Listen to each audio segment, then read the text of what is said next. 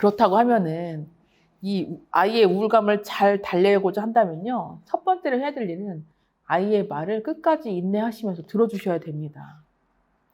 이 책에는 120페이지에 아이의 우울감 체크리스트도 있어요. 한번 참고해 보시면 좋겠어요.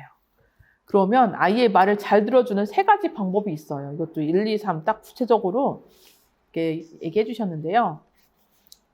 첫 번째는 판사의 마음보다는 방청객의 마음이 되어서 아이의 마음을 마주해 주세요. 판사와 방청객의 비유는 제가 생전 처음 들어보는데요. 먼저 판단부터 해버리지 않도록 조심해야 합니다. 예를 들면은 아이 말 듣고 있다가 나도 모르게 그건 네가 잘못한 거야. 그거 우울할 일이 아니거든? 이렇게 판단부터 하게 되거든요. 우울감은 다른 사람을 납득시키거나 설득시키거나 이해를 시켜야 되는 그런 주장이 아니죠. 아이가 우울하다고 얘기한다면 그냥 우울한 거예요. 가만히 들어봤더니 너 그 정도로 우울할 거 아닌데? 이거는 아이한테 2차 가해야 하는 거는 똑같아요. 이미 1차적으로 난 우울증이 왔는데.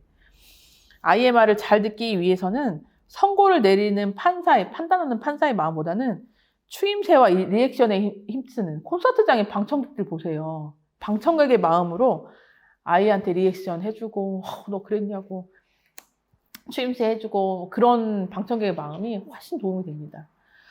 두 번째는 아이의 말에 감정적으로 동요되지 않도록 주의해 주세요.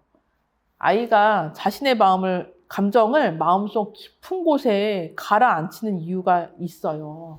그 중에 하나는 내가 힘든 얘기하면 엄마 아빠까지 속상해지는구나. 엄마 아빠가 슬플까봐 내가 힘든 얘기 못하겠어. 이렇게 생각할 수가 있거든요. 그래서 아이가 자신의 감정을 솔직하게 이야기한다면 거기에 같이 시무룩해져 있고 같이 막 물상으로 계시지 말고 최대한 의연한 모습으로, 그렇다고 해서 너무 밝은 모습으로 있으면 아이는 괴리감을 느끼니까 그럴 수는 없고요. 그래, 네가 쭉 얘기를 해줘서 너무너무 네 마음에 대해서 내가 알아서 좋았어. 너무너무 고마워. 이 고마워라는 말을 꼭 남겨주세요. 네가 어려운 상황인데 너 힘들고 우울하고 한다는데 이 얘기를 엄마한테 털어놔줘서 너무너무 고마워. 그럴 때 받는 위로가 굉장히 크거든요. 아이 앞에서 무조건 의연한 모습만 보이시는 거는 괴리가 오니까 그럴 수는 없는데, 다만 아이가 자신의 감정을 충분히 표현을 해도 엄마 아빠가 내가 생각했던 만큼 엄마 아빠가 힘들어하지 않는구나. 금방 본인의 모습으로 돌아와서 나를 위로해 주시는구나.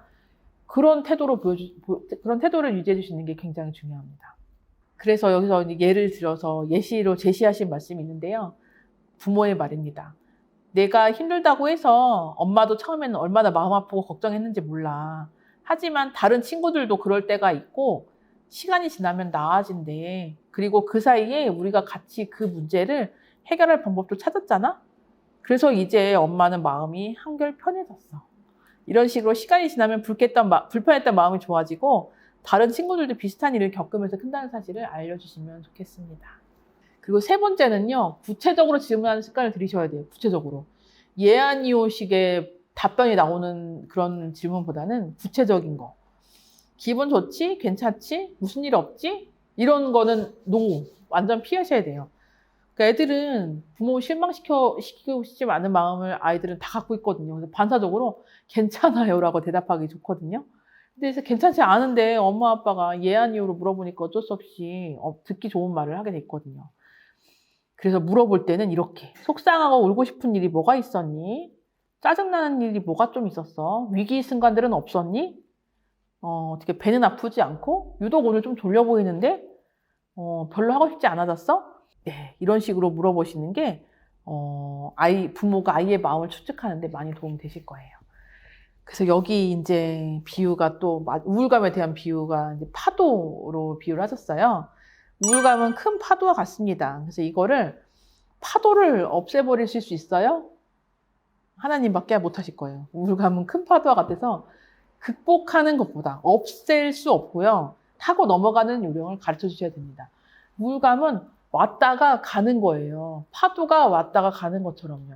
큰 파도도 있고 작은 파도도 있는데 작은 파도는 그냥 잔잔하게 왔다가 금방 물러가죠.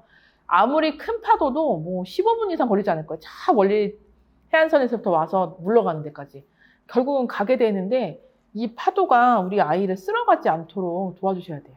만약 아이가 우울감을 극복해야 되는 대상, 벗어나야 하는 일, 이렇게만 생각한다면 아이가 우울감을 표현하기가 더 어려워질 거예요.